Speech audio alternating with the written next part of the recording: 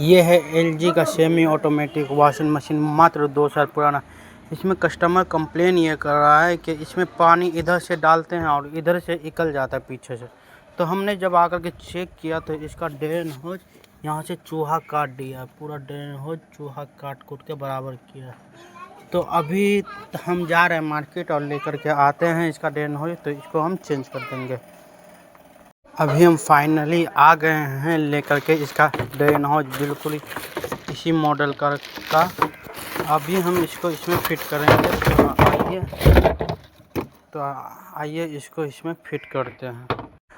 हाँ, तो फाइनली अभी हम इसका वॉशिंग मशीन खोल खाल के पूरा अलग कर दिए हैं। यही है इसका ड्रेन होज जो कि चूहा काट दिया है, और ये है इसका नया वाला। इसको अभी हम चेंज करेंगे, तो आइए चेंज करते हैं।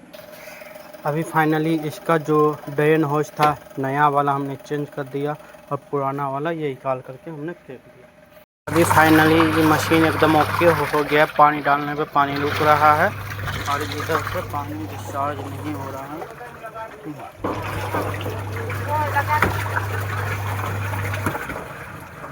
मशीन सही हो गया है, इसमें किसी तरह का कोई दिक्कत नहीं था। इसमें यही था जो इसके अंदर चूहा घुस करके इसका ड्रेन होज वगैरह काट दिया था।